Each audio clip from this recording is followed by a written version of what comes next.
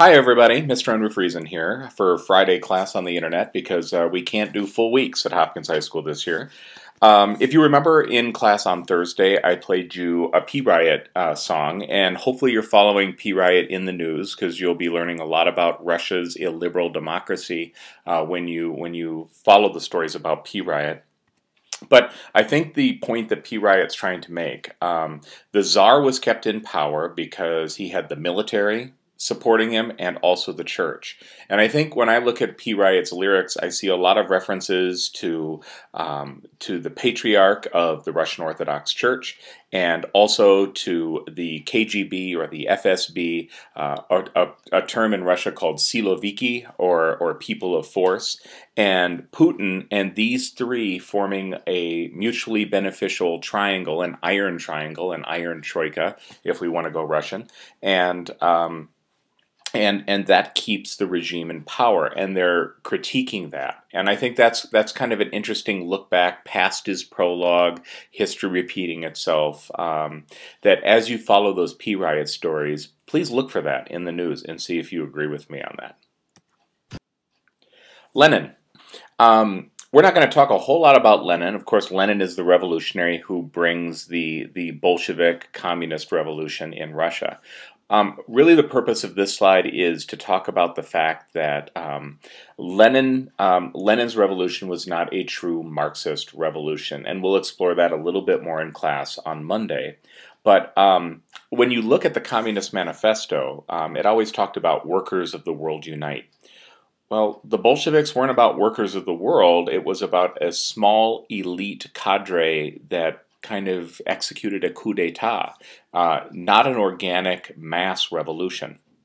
And so one of Marx's adaptations to his theory that Lenin contributed was the concept of the vanguard of the proletariat. The vanguard are the people who lead the charge, the elite group.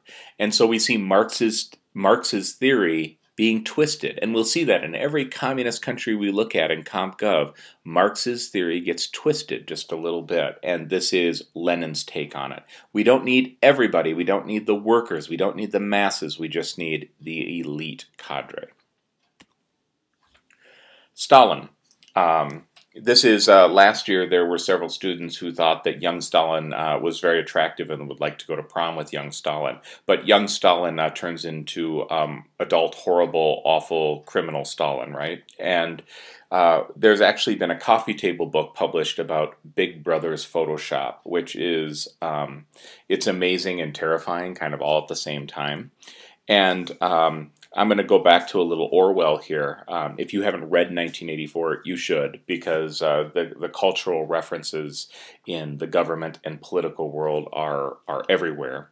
And this is the famous line, who controls the past controls the future, who controls the present controls the past. So this is the kind of things that Stalin would do.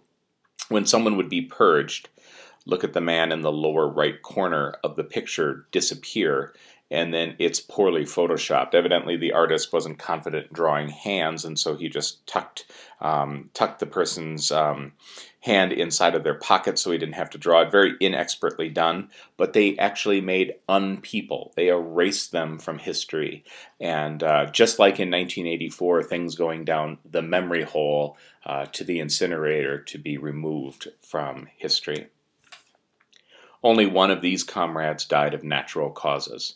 As people would die, Stalin wanted the record changed to show that he did not associate with people who were later called criminals. Another one where he's a commissar of water disappears into the water. 5% of the Russian population was under arrest at some point during Stalin's reign. His big attacks were called the blood purges. Purge, to remove, to get rid of bad influences in the party and to cleanse the party.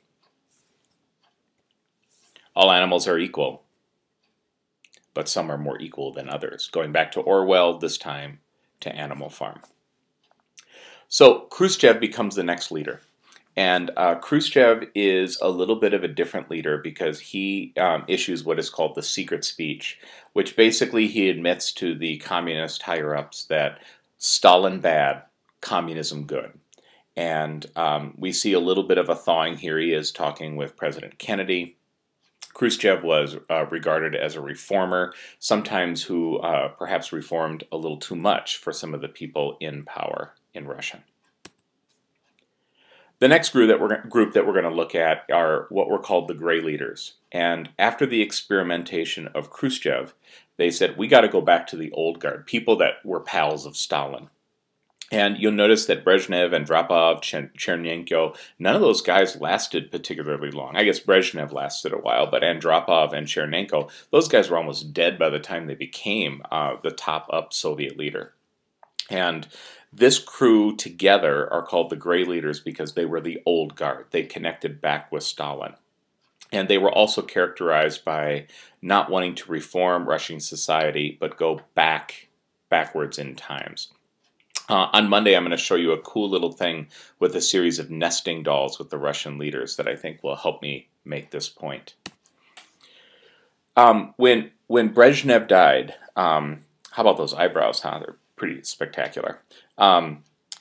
This is what The Economist said. The death of Leonid Brezhnev was the only major innovation he ever introduced into Soviet political history. In life, he stood for the status quo as firmly as a man can stand when he is in fact walking slowly backward on a conveyor belt that is moving slowly forward beneath his feet. Brezhnev, a solid machine man, was put in to reassure the frightened hierarchs, the high-ups, that the experimenting of Khrushchev would stop. In this, he was remarkably successful. He did just not stop the clocks, but turned some of them back. So The Economist can get really snarky, and here's a great example of what they had to say about Brezh. Hey, did you hear the one about the 3 Russian leaders on a train?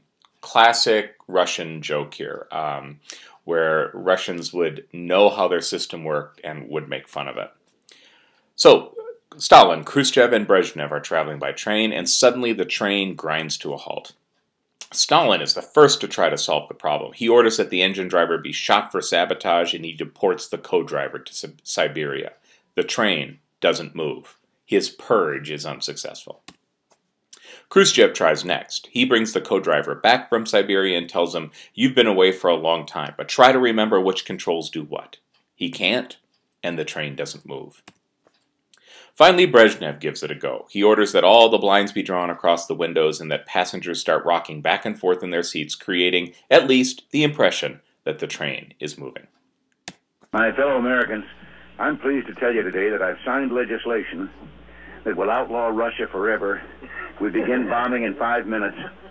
That's President Reagan joking with the press during the Cold War when he was referring to Russia as the evil empire, and there was a whole lot of Star Wars metaphors involved in there. That reveals a little bit of the tension between the U.S. and the Soviet Union. That was during a mic check. That wasn't broadcast live to the American people. The next leader that we really need to talk about is Gorby, and Gorby comes after the Gray Leaders. There's no more Gray Leaders that are alive, I guess, to put in, and they go with another reformer. And some of the biggest things you're going to need to know about in Russia are Gorby's glasnost, which is a social and political openness that was not allowed back in the hardcore Soviet era. And the way I remember that is glasnost, openness. I kind of connect the O's in my head, and that helps me remember what glasnost, openness means. And perestroika is economic restructuring. Basically, how are we going to inject our communist economy with more capitalism to make it work? And Gorby is the last Soviet leader. And a lot of Dot 2 is going to be about Gorby's reforms leading into our next guy, who's Boris Yeltsin. And Boris Yeltsin is, notice the color changed on the timeline. Boris Yeltsin is the first non-communist leader. It's no longer the Soviet Union at this point. The Soviet Union crumbles, and now it is just plain Russia. Russia being the largest of the 15 republics that made up the USSR. the Union of Soviet Socialist Republics. So Russia was the largest of their, what we would call in the United States, states. He was the leader from 1991 to 2000, and he is very famous for economic shock therapy. Dot 2 in economics is huge in Russia. And so we're going to talk about regime change and how the economy changed overnight from a communist system to a full-blown capitalistic system, and it was a shock to the people's system and to the country's system. And then we move on to Putin. And we're going to start exploring this phrase, illiberal democracy. If you remember the democracy spectrum, illiberal democracies maybe look like democracies, but they really don't have all the features of a democracy. And when we talk about the Putin era, there is kind of another leader in there, but it really seems to be all about Putin. Putin serves 2 terms as the president from 2000 to 2008. And then his second in command, Dmitry Medvedev, takes over for 4 years. And then there's just a switch-o change-o, and now we have Putin in charge again. And he can run up for 2 more terms now. So we don't know how long Putin will be in charge. But the key word here, remember, is illiberal democracy. And here's just some reminders of what real democracies are supposed to have, and then kind of what the situation is in Russia when we strip away people's freedoms and their rights and have elections, but they're not real elections. That's a real quick breeze through of Dot 1. Please check apgov.org and make sure you get all your assignments done by Monday. And I will see you then, and we'll dive into Russia deeper. Thanks for listening.